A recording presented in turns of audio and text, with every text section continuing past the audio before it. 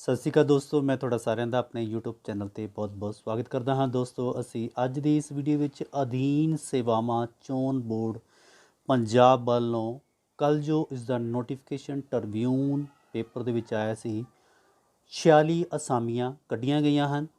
ਇਹ 46 ਜਿਹੜੀਆਂ ਅਸਾਮੀਆਂ ਉਹ ਹੈ ਜੀ ਸਹਾਇਕ ਸੁਪਰੀਡੈਂਟ, ਵੈਲਫੇਅਰ ਅਫਸਰ, ਪ੍ਰੋਬੇਸ਼ਨਲ ਅਫਸਰ ਦੀਆਂ ਅਸਾਮੀਆਂ ਕੱਢੀਆਂ ਗਈਆਂ ਸੀ। ਅੱਜ ਅਸੀਂ ਇਸ ਵੀਡੀਓ ਵਿੱਚ ਇਸ ਦੀ ਫੁੱਲ ਡਿਟੇਲ, ਇਸ ਦੀ ਚੋਣ ਪ੍ਰਕਿਰਿਆ ਕੀ ਹੈ ਔਰ ਇਸ ਦਾ ਫਾਰਮ ਕਿਸ ਤਰ੍ਹਾਂ ਫਿਲ ਕਰਨਾ ਹੈ ਔਰ ਇਸ ਦੀ ਕੀ ਕੁਆਲੀਫਿਕੇਸ਼ਨ ਹੈ, ਸਾਰੇ ਪੁਆਇੰਟਸ ਅਸੀਂ ਅੱਜ ਇਸ ਵੀਡੀਓ ਵਿੱਚ ਡਿਸਕਸ ਕਰਾਂਗੇ।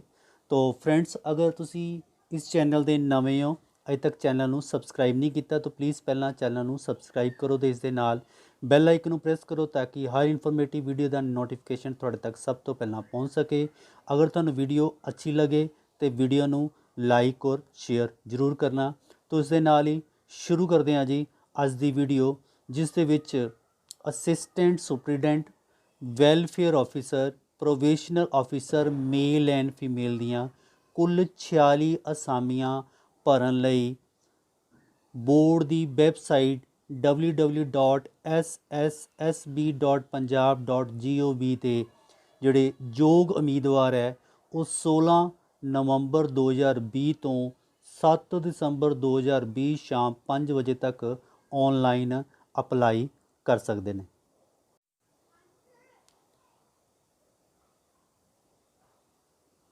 ਇਸ ਦੀ ਵਿਦਿਅਕ ਯੋਗਤਾ ਤੇ ਪੇ ਸਕੇਲ ਹੈ ਜੀ। ਸਭ ਤੋਂ ਪਹਿਲਾਂ ਆ ਗਿਆ ਜੀ ਵਿਭਾਗ ਦਾ ਨਾਂ, ਦਫ਼ਤਰ ਵਧੀਕ ਡਾਇਰੈਕਟਰ ਜਨਰਲ ਪੁਲਿਸ ਜੇਲ੍ਹਾਂ ਪੰਜਾਬ ਚੰਡੀਗੜ੍ਹ, ਔਰ ਅਸਾਮੀ ਦਾ ਨਾਂ ਹੈ ਜਿਹੜੀਆਂ ਅਸਾਮੀਆਂ ਕੱਢੀਆਂ ਗਈਆਂ, assistant superintendent, welfare officer, probation officer male and female. ਇਸ ਦੀ ਜਿਹੜੀ ਕੁਆਲੀਫਿਕੇਸ਼ਨ ਹੈ ਜੀ, ਕੁਆਲੀਫਿਕੇਸ਼ਨ ਹੈ degree in arts, science, agriculture and commerce, ਕਿਸੇ ਵੀ ਸਟਰੀਮ ਯਾਨੀ ਕਿ ਆਰਟਸ ਸਟਰੀਮ ਲੈ ਲਓ ਜਾਂ ਤੁਸੀਂ ਸਾਇੰਸ ਲੈ ਲਓ ਜਾਂ ਐਗਰੀਕਲਚਰ ਜਾਂ ਕਮਰਸ ਵਿੱਚ ਜਿਹੜੀ ਹੈ ਡਿਗਰੀ ਜਿਹੜੀ ਹੈ ਉਹ ਰੈਕੋਗਨਾਈਜ਼ ਯੂਨੀਵਰਸਿਟੀ ਤੋਂ ਹੋਣੀ ਚਾਹੀਦੀ ਹੈ। ਔਰ ਇਸका जो मिनिमम पे स्केल है वो है जी 35,400 as per government of Punjab finance department. तो इस विच पंजाबी जिहड़ी है 10वीं matriculation examination with Punjabi as one of the compulsory, Punjabi जिहड़ी है 10वीं दे विच एक कंपलसरी सबजैक्ट के तौर पर पास होना जरूरी है। उस तो बाद इसकी जिहड़ी लीजिबिलिटी है है जी, सब तो पहला इसका पॉइंट आ जाएगा जी फिजिकल मेजरमेंट टेस्ट, जिन्होंने असीं PMT कह दें हैं, मेल कैंडीडेट वास्ते। कैंडीडेट की जिहड़ी हाइट है 5 फुट 7 इंच होनी चाहिए है। और इन केस ऑफ अगर गोरखा या डोगरा का उसके कोल सर्टिफिकेट है या इस दे नाल संबंध रखता है तो उसकी जिहड़ी हाइट है 5 फुट 5 इंच होनी चाहिए है। चैसट की गल करिए तो 33 इंच अनएक्सपेंडिड तो 34.5 इंचिस एक्सपेंडिड होनी चाहिए है। Physical measurement test for the female candidate, अगर फीमेल कैंडीडेट की गल करते हैं तो उसकी हाइट 5 फुट तो 3 इंच तो वेट 110 LBS या असी कह सकते हैं 50 kg का होना चाहिए है। और तीसरा पॉइंट है कि physical efficiency test is to be taken for the benchmarks, ਉਹਦਾ एक मिनीमम स्टैंडर्ड मार्क्स होएगा, वो ਤੁਹਾਨੂੰ टेस्ट ਜਿਹੜਾ पास करना पेगा।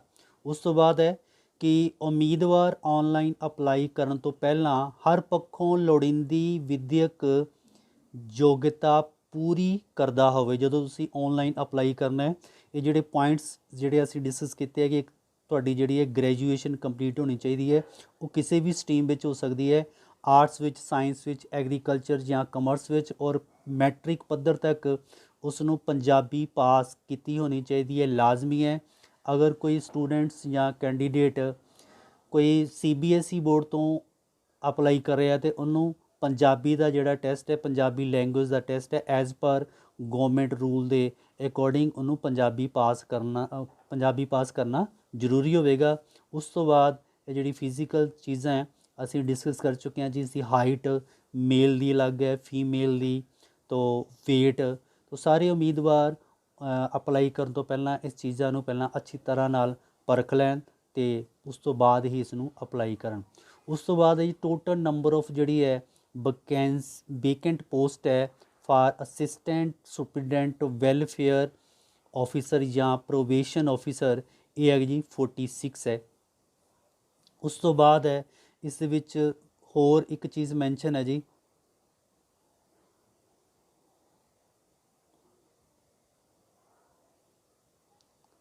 ਇਸ ਦੇ ਵਿੱਚ 33% ਜਿਹੜੀ ਹੈ reservation for female as per government of Punjab notification ਦੇ ਅਕੋਰਡਿੰਗ। ਜਿਸ ਤਰ੍ਹਾਂ ਤੁਸੀਂ ਇਸ ਦੀ ਡਿਟੇਲ ਦਿਖ ਸਕਦੇ ਹੋ ਸਕਰੀਨ 'ਤੇ।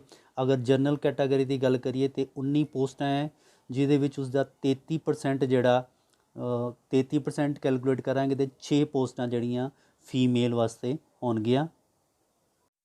ਉਸ ਤੋਂ ਬਾਅਦ ਅਗਰ ਅਸੀਂ ਗੱਲ ਕਰਦੇ ਹਾਂ ਜੀ EWS ਇਕਨੋਮਿਕਲੀ ਵੀਕਰ ਸੈਕਸ਼ਨ ਦੀਆਂ 5 ਹੈ, ਜਿਨ੍ਹਾਂ ਦਾ 33% ਵਿੱਚ 2 ਜਿਹੜੀਆਂ ਉਹ ਫੀਮੇਲ ਵਾਸਤੇ ਰਿਜ਼ਰਵ ਹੋਣਗੀਆਂ। ਉਸ ਤੋਂ ਬਾਅਦ ਆ ਗਈ ਸ਼ਡਿਊਲ ਕਾਸਟ ਦੀਆਂ 9 ਹੈ ਔਰ 33% ਦੀ ਰਿਜ਼ਰਵੇਸ਼ਨ ਦੇ ਅਕੋਰਡਿੰਗ 2 ਆ ਜਾਣਗੀਆਂ ਫੀਮੇਲ ਦੀਆਂ।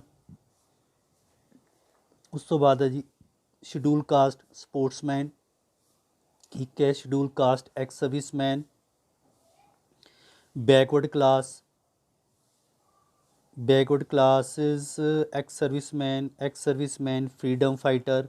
और टोटल पोस्टां जड़ियाँ जी 46 है और टोटल पोस्ट का 33% एज ए फीमेल वास्ते रिजर्व है।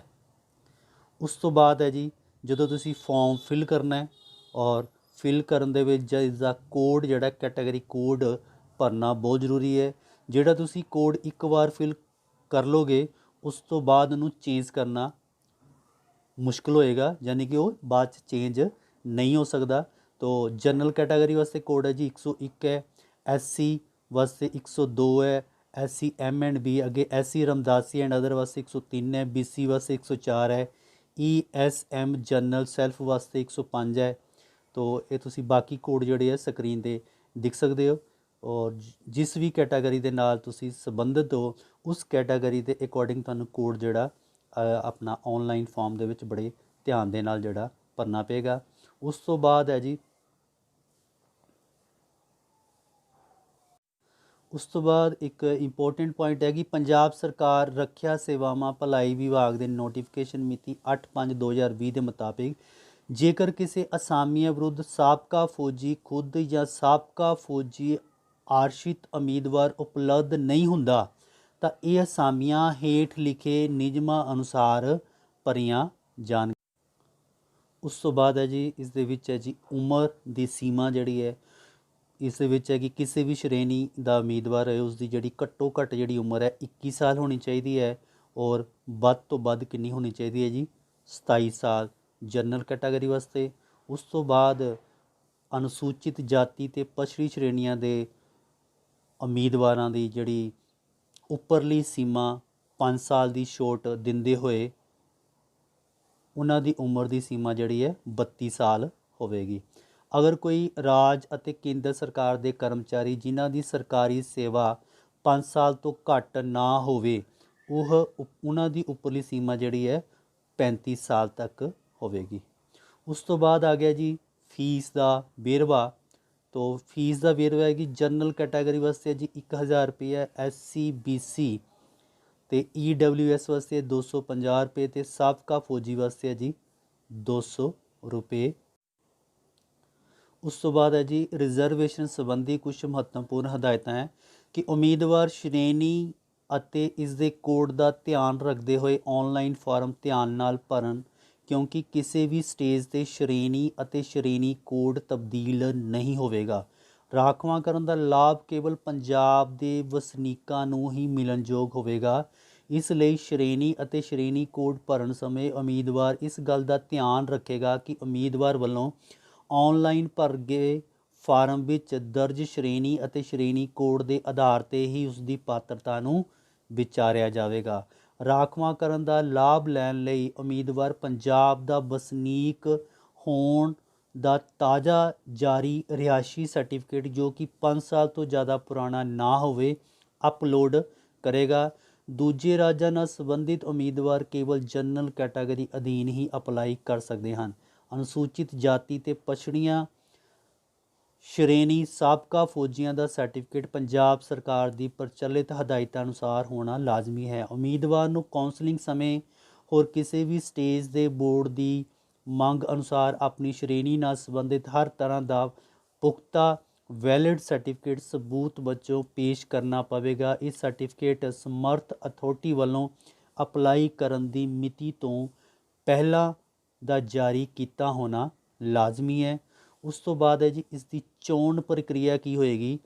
ਇਸ ਦੀ ਚੋਣ ਪ੍ਰਕਿਰਿਆ ਹੋਏਗੀ ਕਿ ਇਸ ਦਾ ਅਸਾਮੀਆਂ ਲਈ ਸਫਲਤਾਪੂਰਵਕ ਬਿਨੇਕਾਰ ਵਾਲੇ ਉਮੀਦਵਾਰਾਂ ਦੀ ਆਬਜੈਕਟਿਵ ਟਾਈਪ ਲਿਖਤੀ ਪ੍ਰੀਖਿਆ ਲਈ ਜਾਵੇਗੀ ਔਰ ਲਿਖਤੀ ਪ੍ਰੀਖਿਆ ਦਾ ਸੰਭਾਵਿਤ ਜਿਹੜਾ ਸਿਲੇਬਸ ਹੈ ਅਤੇ ਉਸ ਦਾ ਪੈਟਰਨ ਹੈ ਉਹ ਅਨੈਕਸਚਰ ਏ ਵਿੱਚ ਦਰਸਾਇਆ ਗਿਆ ਹੈ। ਇਸ ਸਿਲੇਬਸ ਅਤੇ ਪੈਟਰਨ ਪ੍ਰਸ਼ਨਾਂ ਅੰਕਾਂ ਦੀ ਵੰਡ ਸੰਕੇਤਕ ਹੈ ਜੋ ਕਿ ਉਮੀਦਵਾਰਾਂ ਨੂੰ ਸਿਰਫ ਸੇਧ ਦੇਣ ਤੇ ਮੰਤਵ ਲਈ ਨਿਰਧਾਰਿਤ ਕੀਤਾ ਗਿਆ ਹੈ।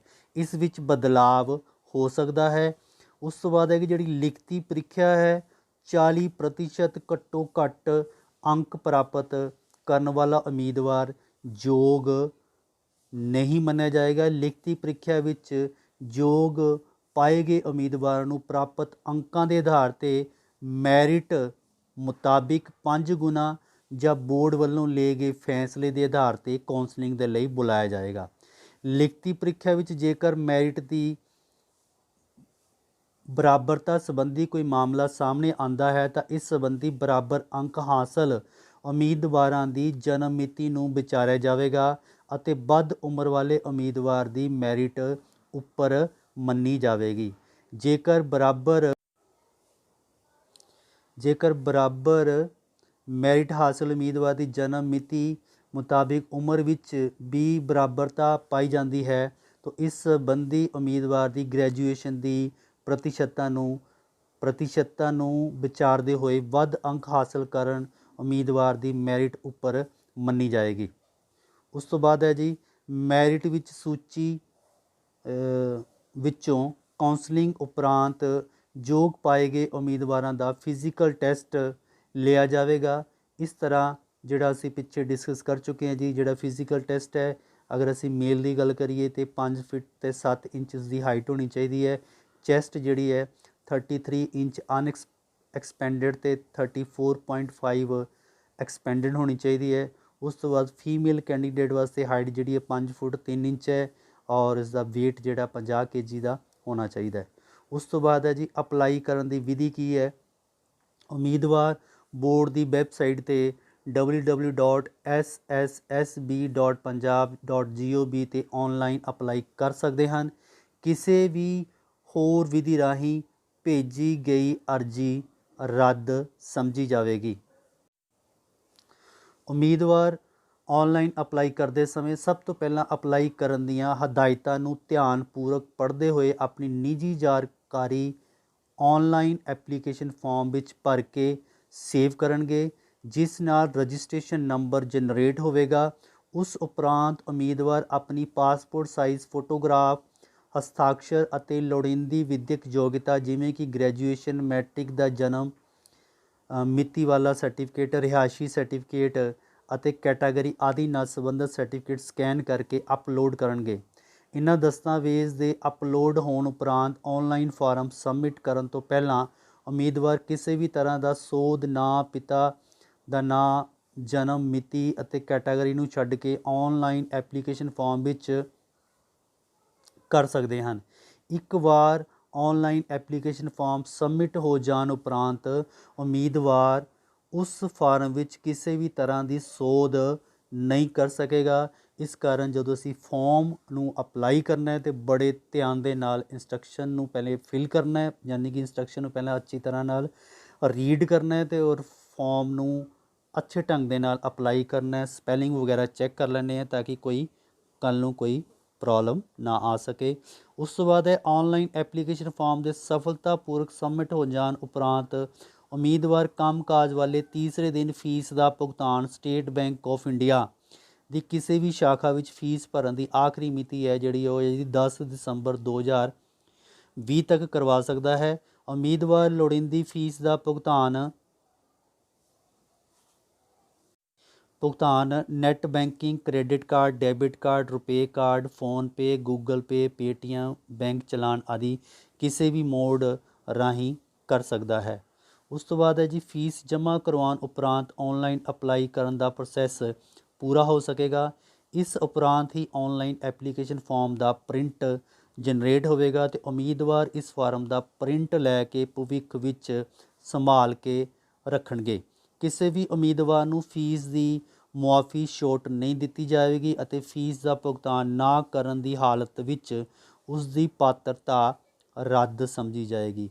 ਕਿਸੇ ਹੋਰ ਵਿਧੀ ਰਾਹੀਂ ਭੇਜੀ ਗਈ ਅਰਜ਼ੀ ਜਾਂ ਕਿਸੇ ਹੋਰ ਵਿਧੀ ਰਾਹੀਂ ਜਮ੍ਹਾਂ ਕਰਵਾਈ ਗਈ ਫੀਸ ਨੂੰ ਵੈਲਿਡ ਨਹੀਂ ਮੰਨਿਆ ਜਾਏਗਾ। ਅਜਿਹੀ ਅਰਜ਼ੀ ਨੂੰ ਅਸਵੀਕਾਰ ਕਰਦੇ ਹੋਏ ਰੱਦ ਕਰ ਦਿੱਤਾ ਜਾਏਗਾ। ਉਸ ਤੋਂ ਬਾਅਦ ਹੈ ਜੀ ਉਮੀਦਵਾਰ ਨੂੰ ਅਯੋਗ ਕਰਾਰ ਦੇਣ ਜਾਂ ਪਾਤਰਤਾ ਰੱਦ ਕਰਨ ਦੀਆਂ ਸ਼ਰਤਾਂ। ਪੂਰੀ ਫੀਸ ਪ੍ਰਾਪਤ ਨਾ ਹੋਣ ਦੇ ਕੇਸ ਵਿੱਚ ਜਿਹੜਾ ਤੁਹਾਡਾ ਫਾਰਮ ਜਿਹੜਾ ਉਹ ਰੱਦ ਹੋ ਸਕਦਾ ਹੈ। ਜੇਕਰ ਉਮੀਦਵਾਰ ਵੱਲੋਂ ਭਰੀ ਗਈ ਆਨਲਾਈਨ ਫੀਸ ਕਿਸੇ ਵੀ ਕਾਰਨ ਫੇਲ ਹੁੰਦੀ ਹੈ ਤਾਂ ਵੀ ਤੁਹਾਡੀ ਜਿਹੜੀ ਅਰਜ਼ੀ ਹੈ ਰੱਦ ਹੋ ਜਾਏਗੀ। ਬਿਨੇ ਪੱਤਰ ਵਿੱਚ ਅਗਰ ਅਧੂਰੀ ਜਾਂ ਗਲਤ ਸੂਚਨਾ ਭਰਨ ਦੇ ਨਾਲ ਵੀ ਤੁਹਾਡੀ ਐਪਲੀਕੇਸ਼ਨ ਰੱਦ ਹੋ ਜਾਏਗੀ, ਜਾਂ ਆਨਲਾਈਨ ਬਿਨੇ ਕਰਨ ਦੀ ਪ੍ਰਕਿਰਿਆ ਨੂੰ ਪੂਰੀ ਤਰ੍ਹਾਂ ਮੁਕੰਮਲ ਨਾ ਕਰਨ ਦੇ ਕੇਸ ਵਿੱਚ ਵੀ, ਜਾਂ ਅਧੀਨ ਸੇਵਾਵਾਂ ਚੋਣ ਬੋਰਡ ਜਾਂ ਕਿਸੇ ਹੋਰ ਸੰਸਥਾ ਵੱਲੋਂ ਅਯੋਗ ਕਰਾਰ ਦਿੱਤਾ ਹੋਵੇ, ਜਾਂ ਵਿਦਿਅਕ ਯੋਗਤਾ, ਉਮਰ, ਰਾਖਵਾਂਕਰਨ ਜਾਂ ਭਰਤੀ ਦੀਆਂ ਹੋਰ ਸ਼ਰਤਾਂ ਪੂਰੀਆਂ ਨਾ ਹੋਣ ਤੇ ਤੁਹਾਡਾ ਜਿਹੜਾ ਫਾਰਮ ਹੈ ਉਹ ਐਪਲੀਕੇਸ਼ਨ ਤੁਹਾਡੀ ਜਿਹੜੀ ਕੈਂਸਲ ਹੋ ਸਕਦੀ ਹੈ। ਉਸ ਤੋਂ ਬਾਅਦ ਹੈ ਜੀ ਲਿਖਤੀ ਪ੍ਰੀਖਿਆ ਜਾਂ ਫਿਜ਼ੀਕਲ ਐਫੀਸ਼ੀਐਂਸੀ ਟੈਸਟ ਵਿੱਚ ਅਯੋਗ ਜਾਂ ਫੇਲ ਉਮੀਦਵਾਰ ਦੇ ਕਾਰਨ ਵੀ ਤੁਹਾਡੀ ਜਿਹੜੀ ਹੈ ਪਾਤਰਤਾ ਜਿਹੜੀ ਹੈ ਉਹ ਕੈਂਸਲ ਹੋ ਸਕਦੀ ਹੈ। ਉਸ ਤੋਂ ਬਾਅਦ ਹੈ ਬਿਨੇਕਾਰਾਂ ਦੇ ਧਿਆਨ ਹਿੱਤ ਜ਼ਰੂਰੀ ਹਦਾਇਤਾਂ। ਉਮੀਦਵਾਰਾਂ ਵੱਲੋਂ ਹਾਸਲ ਕੀਤਾ ਗਿਆ ਡਿਗਰੀ ਸਰਟੀਫਿਕੇਟ UGC ਦੀਆਂ ਸਮੇਂ ਸਿਰ ਜਾਰੀ ਹਦਾਇਤਾਂ ਮੁਤਾਬਿਕ ਹੋਵੇ। ਪਰਖ ਕਾਲ ਦੇ ਸਮੇਂ ਦੌਰਾਨ ਬਿਨਾਂ ਕਿਸੇ ਭੱਤਿਆਂ ਤੋਂ ਮੁੱਢਲੀ ਤਨਖਾਹ DC ਰੇਟ ਮਿਲਣਯੋਗ ਹੋਵੇਗਾ। ਮੁੱਢਲੀ ਤਨਖਾਹ ਅਤੇ ਹੋਰ ਭੱਤਿਆਂ ਸੰਬੰਧੀ ਵਿਭਾਗ ਪੰਜਾਬ ਸਰਕਾਰ ਦਾ ਪੱਤਰ ਨੰਬਰ ਅਤੇ ਇਸ ਦੇ ਸੰਬੰਧੀ ਸਮੇਂ-ਸਮੇਂ 'ਤੇ ਜਾਰੀ ਹੋਣ ਹੋਰ ਹਦਾਇਤਾਂ ਲਾਗੂ ਹੋਣਗੀਆਂ। ਇਹਨਾਂ ਅਸਾਮੀਆਂ ਲਈ ਰਾਖਵਾਂਕਰਨ ਅਤੇ ਸ਼੍ਰੇਣੀ ਵਾਈਜ਼ ਵਰਗੀਕਰਨ ਜੇਲ੍ਹ ਵਿਭਾਗ ਪੰਜਾਬ ਅਤੇ ਦਫ਼ਤਰ ਵਧੀਕ DGP ਜੇਲ੍ਹਾਂ ਪੰਜਾਬ ਵੱਲੋਂ ਪ੍ਰਾਪਤ ਮੰਗ ਪੱਤਰ ਮਿਤੀ 10/1/2020 ਤੋਂ ਮਿਤੀ 5/11/2020 ਵਿੱਚ ਦਰਸਾਏ ਵਰਗੀਕਰਨ ਅਨੁਸਾਰ ਹੀ ਹੈ। ਉਸ ਤੋਂ ਬਾਅਦ ਹੈ ਕਿ ਇਹਨਾਂ ਅਸਾਮੀਆਂ ਦੇ ਲਈ ਸ਼੍ਰੇਣੀ ਲਈ ਰਾਖਵਾਂਕਰਨ ਪੰਜਾਬ ਸਰਕਾਰ ਦੀਆਂ ਰਾਖਵਾਂਕਰਨ ਨੀਤੀ ਸੰਬੰਧੀ ਹਦਾਇਤਾਂ ਨਿਯਮਾਂ ਅਨੁਸਾਰ ਹੀ ਲਾਗੂ ਹੋਵੇਗਾ, ਜੋ ਅਸੀਂ ਉੱਪਰ ਦਿਖ ਚੁੱਕੇ ਹਾਂ। ਉਸ ਤੋਂ ਬਾਅਦ ਹੈ ਕਿ ਉਮੀਦਵਾਰ ਕੇਵਲ ਬੋਰਡ ਦੀ ਵੈਬਸਾਈਟ 'ਤੇ ਹੀ ਆਨਲਾਈਨ ਅਪਲਾਈ ਕਰ ਸਕਦੇ ਹੈ। ਆਨਲਾਈਨ ਅਪਲਾਈ ਕਰਨ ਸਮੇਂ ਉਮੀਦਵਾਰ ਲੋੜੀਂਦੇ ਸਰਟੀਫਿਕੇਟ ਸਕੈਨ ਕਰਕੇ ਨਾਲ ਹੀ ਅਪਲੋਡ ਕਰਨਗੇ। ਤੋਂ ਉਸ ਤੋਂ ਬਾਅਦ ਹੈ ਕਿ ਉਮੀਦਵਾਰਾਂ ਨੂੰ ਹਦਾਇਤ ਦਿੱਤੀ ਜਾਂਦੀ ਹੈ ਕਿ ਭਰਤੀ ਸੰਬੰਧੀ ਹਰ ਤਰ੍ਹਾਂ ਦੀ ਜਾਣਕਾਰੀ ਜਿਵੇਂ ਕਿ ਪ੍ਰੀਖਿਆ ਮਿਤੀ, ਸ਼ਡਿਊਲ, ਐਡਮਿਟ ਕਾਰਡ, ਮੈਰਿਟ ਸੂਚੀ ਜਾਂ ਭਰਤੀ ਪ੍ਰਕਿਰਿਆ ਸੰਬੰਧੀ ਭਵਿੱਖ ਵਿੱਚ ਸਮੇਂ-ਸਮੇਂ 'ਤੇ ਜਾਣਕਾਰੀ ਨੋਟਿਸ ਤਬਦੀਲੀਆਂ ਸਿਰਫ ਬੋਰਡ ਦੀ ਵੈਬਸਾਈਟ 'ਤੇ ਹੀ ਅਪਲੋਡ ਕੀਤੀ ਜਾਏਗੀ। ਵੱਖ-ਵੱਖ ਵਰਗਾਂ ਸ਼੍ਰੇਣੀਆਂ ਵਿੱਚ ਅਸਾਮੀਆਂ ਉਸ ਵਰਗ ਵਿੱਚ ਅਸਾਮੀਆਂ ਦੀ ਉਪਲਬਧਤਾ ਅਧੀਨ ਭਰੀਆਂ ਜਾਣਗੀਆਂ। ਉਮੀਦਵਾਰ ਵੱਲੋਂ ਭਰਤੀ ਦੇ ਕਿਸੇ ਵੀ ਸਟੇਜ ਦੇ ਉਪਲਬਧ ਕਰਵਾਏ ਗਏ ਕਿਸੇ ਵੀ ਦਸਤਾਵੇਜ਼ ਦੇ ਗਲਤ ਹੋਣ 'ਤੇ ਉਸ ਦਾ ਨਾਮ ਮੈਰਿਟ ਵਿੱਚੋਂ ਕੱਢ ਦਿੱਤਾ ਜਾਵੇਗਾ। ਉਮੀਦਵਾਰ ਕਾਉਂਸਲਿੰਗ ਸਮੇਂ ਵਿਦਿਅਕ ਯੋਗਤਾ, ਆਜ਼ਾਦੀ ਅਤੇ ਰਾਖਵਾਂਕਰਨ ਨਾਲ ਸੰਬੰਧਿਤ ਆਪਣੇ ਅਸਲ ਸਰਟੀਫਿਕੇਟ ਅਤੇ ਉਹਨਾਂ ਦੀਆਂ ਤਸਦੀਕਸ਼ੁਦਾ ਕਾਪੀਆਂ ਪੇਸ਼ ਕਰਨਗੇ। ਇਹ ਸਾਰੇ ਦਸਤਾਵੇਜ਼ ਅਪਲਾਈ ਕਰਨ ਦੀ ਮਿਤੀ ਤੋਂ ਪਹਿਲਾਂ ਹੀ ਹੋਣੇ ਚਾਹੀਦੇ ਹੈ। ਕਾਉਂਸਲਿੰਗ ਸਮੇਂ ਕਿਸੇ ਵੀ ਲੋੜੀਂਦੇ ਦਸਤਾਵੇਜ਼ ਵਿੱਚ ਅਣਹੋਂਦ ਵਿੱਚ ਉਮੀਦਵਾਰ ਨੂੰ ਸੰਬੰਧਿਤ ਕੈਟਾਗਰੀ ਦੀ ਅਸਾਮੀਆਂ ਲਈ ਵਿਚਾਰਿਆ ਨਹੀਂ ਜਾਏਗਾ। ਉਸ ਤੋਂ ਬਾਅਦ ਲਿਖਤੀ ਪ੍ਰੀਖਿਆ ਅਤੇ ਫਿਜ਼ੀਕਲ ਮੇਜ਼ਰਮੈਂਟ ਲਈ ਆਉਣ ਵਾਲੇ ਉਮੀਦਵਾਰਾਂ ਨੂੰ ਕੋਈ TA ਔਰ DA ਅਦਾ ਨਹੀਂ ਕੀਤਾ ਜਾਏਗਾ। ਇਸ ਭਰਤੀ ਸੰਬੰਧੀ ਬੋਰਡ ਦੁਆਰਾ ਭਵਿੱਖ ਵਿੱਚ ਜਾਰੀ ਕੋਈ ਵੀ ਸੋਧ ਨੋਟਿਸ ਇਸ ਭਰਤੀ 'ਤੇ ਲਾਗੂ ਹੋਵੇਗਾ ਅਤੇ ਸਮੂਹ ਉਮੀਦਵਾਰ ਇਸ ਦੀ ਪਾਲਣਾ ਕਰਨੀ ਯਕੀਨੀ ਬਣਾਉਣਗੇ। ਨੈਕਸਟ ਹੈ, ਇਸ ਭਰਤੀ ਸੰਬੰਧੀ ਕਿਸੇ ਵੀ ਤਰ੍ਹਾਂ ਦੀ ਤਬਦੀਲੀ ਸੋਧ ਕਰਨ ਦਾ ਅਧਿਕਾਰ ਅਧੀਨ ਸੇਵਾਵਾਂ ਚੋਣ ਬੋਰਡ ਪੰਜਾਬ ਪਾਸ ਰਾਖਵਾਂ ਹੋਏਗਾ ਅਤੇ ਕਿਸੇ ਵੀ ਮਾਮਲੇ ਵਿਸ਼ੇ ਸੰਬੰਧੀ ਬੋਰਡ ਦੁਆਰਾ ਗਠਿਤ ਕਮੇਟੀ ਦਾ ਫੈਸਲਾ ਅੰਤਿਮ ਹੋਵੇਗਾ ਔਰ ਇਹ ਫੈਸਲਾ ਸਾਰੇ ਉਮੀਦਵਾਰਾਂ 'ਤੇ ਲਾਗੂ ਹੋਏਗਾ। ਇਹਨਾਂ ਅਸਾਮੀਆਂ ਲਈ ਆਨਲਾਈਨ ਅਪਲਾਈ ਬਿਨੇ ਕਰਨ ਸੰਬੰਧੀ ਕੋਈ ਮੁਸ਼ਕਿਲ ਔਂਕੜ ਆਉਣ 'ਤੇ ਈਮੇਲ ਰਾਹੀਂ help@psb@pun.com ਸੰਪਰਕ ਕੀਤਾ ਜਾ ਸਕਦਾ ਹੈ। ਇਸ ਭਰਤੀ ਸੰਬੰਧੀ ਹੋਰ ਜਾਣਕਾਰੀ ਪ੍ਰਾਪਤ ਕਰਨ ਲਈ ਕਿਸੇ ਵੀ ਕੰਮਕਾਜ ਵਾਲੇ ਦਿਨ 10 ਤੋਂ ਲੈ ਕੇ 4 ਵਜੇ ਤੱਕ ਬੋਰਡ ਦੇ ਦਫ਼ਤਰੀ ਫ਼ੋਨ ਨੰਬਰ 'ਤੇ ਤੁਸੀਂ ਸੰਪਰਕ ਕਰ ਸਕਦੇ ਹੋ। तो फ्रेंड्स, अगर ਤੁਹਾਨੂੰ ਇਹ ਵੀਡੀਓ ਅੱਛੀ ਲੱਗੀ ਹੈ ਔਰ ਇਹ ਜਾਣਕਾਰੀ ਤੁਹਾਡੇ ਵਾਸਤੇ ਬੈਨੀਫੀਸ਼ੀਅਲ ਹੈ तो इस वीडियो ਨੂੰ ज़्यादा तो ज़्यादा शेयर करो ताकि ज़्यादा तो ज़्यादा ਜਿਹੜੇ कैंडिडेट्स है इस ਦਾ फ़ायदा उठा सकन। धन्यवाद। जय हिंद।